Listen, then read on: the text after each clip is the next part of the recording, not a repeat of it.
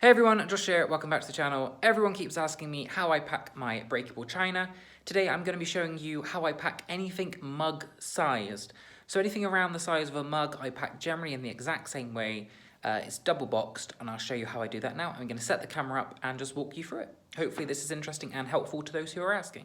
So the items that we are going to be packing today, or the item I should say, is a Scottish quiche. I believe that's how you pronounce it. This is from the Isle of Skye pottery. It's like a wedding kind of traditional thing in Scotland, I believe. Now, like I say, I pack everything mug-sized, exactly the same, so I'll show you how.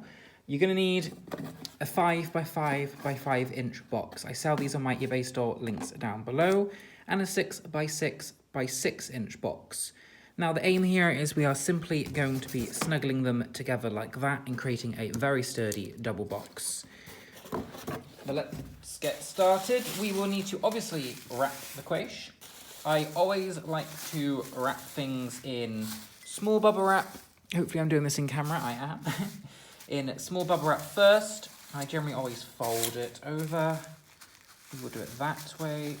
The small bubbles just are that little extra compact sort of protection area. And you should never really just use big bubbles. Big bubbles are more of a cushion for void filling. The small bubbles are more of the protection part. So, I used to have a tape gun, but it broke. But for now, this will do. So I'm just going to leave it like that. It's, going to be wrapped again in the big bubbles. But we'll wrap it the other way so it doesn't slide out. Like so.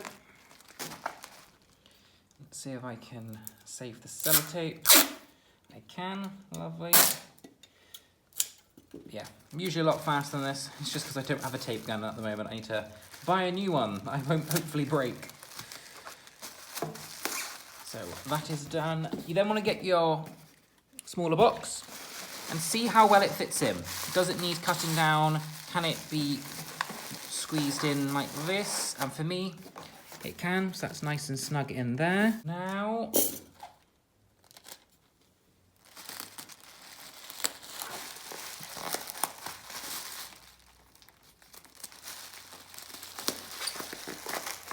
so, squeeze that back into here, now it's been taped. And you want to then do this box up. I always do 2, just to keep it extra secure. And I always do one on an angle now. I think the angle one just gives it a little bit more strength.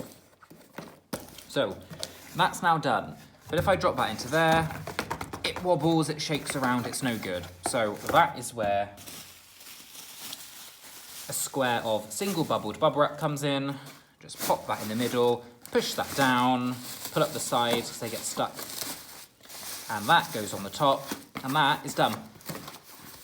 Now that is perfect for any mug, any tumbler glass, any small bud vases, anything that will fit into a 5 by 5 by 5 goes shipped like this.